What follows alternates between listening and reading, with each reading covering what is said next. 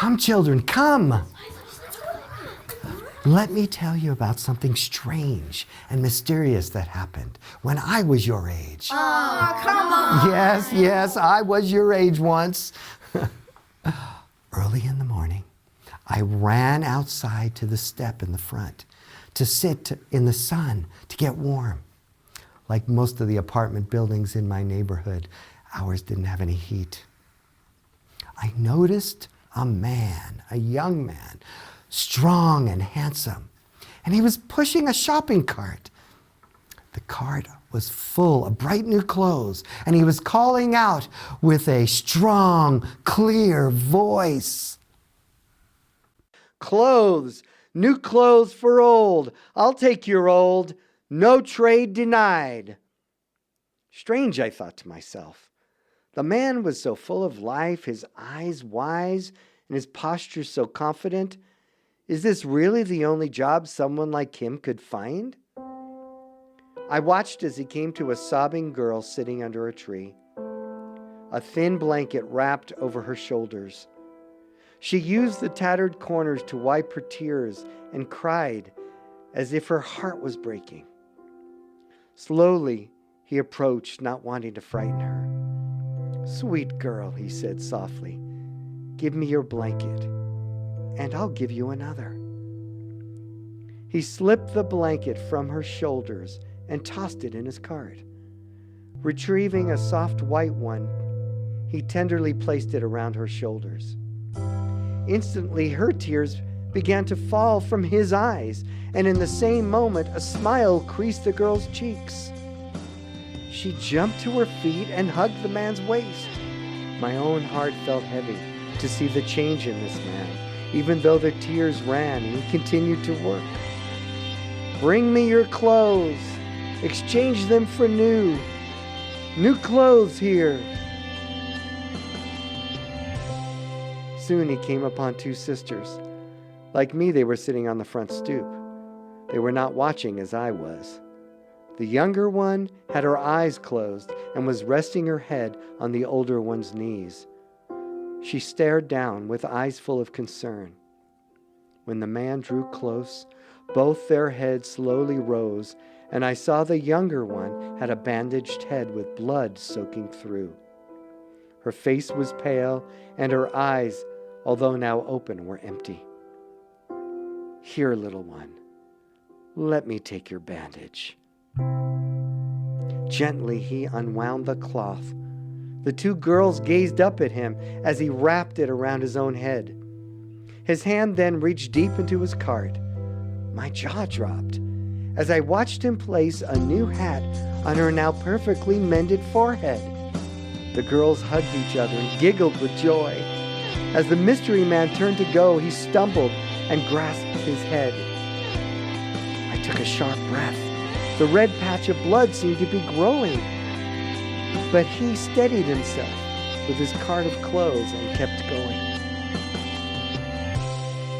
"Clothes, new clothes, I'll take your old," cried the bleeding, stumbling mystery man. This cannot be real. I leaned forward and he came to a bench where a boy laid sulking. Now, boy, wouldn't it be more fun to play?" The boy sat up and pushed away from the man. Instinctively, my hand covered my open mouth and then clutched my shoulder. For where mine was, his was flat. I watched and held my breath. Could the man? Would he? "Give me your jacket, young man, and I will give you mine." The man spoke with such gentle authority. I was not surprised when the boy only took a moment before doing exactly as told.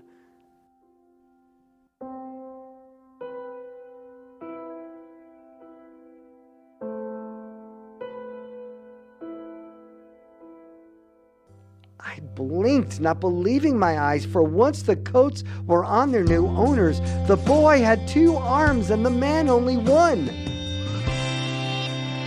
"Now you go play," the man said, as he ruffled the boy's head with his only hand. But the boy just stood frozen, mouth gaping, eyes wide, transfixed by the new arm now at his side.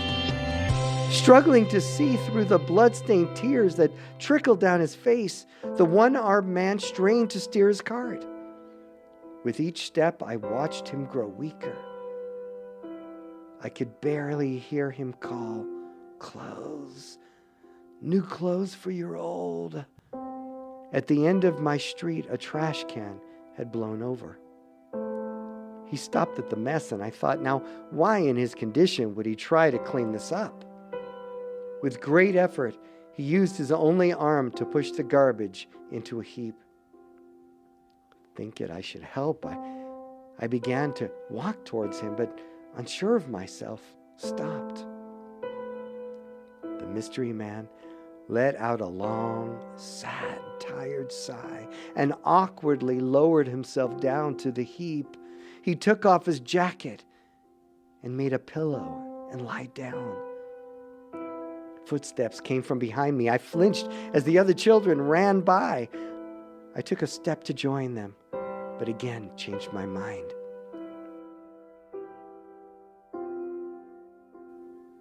We watched in quiet stillness, them at his side and me from afar. Watched as his breath slowed. Watched as his eyes closed. Watched as he exhaled one final breath and died. And I turned away. I turned and ran to my room and hid under my covers and let my tears run. Everything else had faded in the wonder of this mysterious man. How could someone so strong and so kind do such amazing things and yet die? I cried and cried, my thoughts wrestling me to sleep. I don't know how long I slept. Hours, maybe?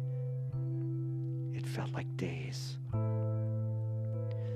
Suddenly, pure, bright light slammed into my bedroom. I blinked and ran to my window.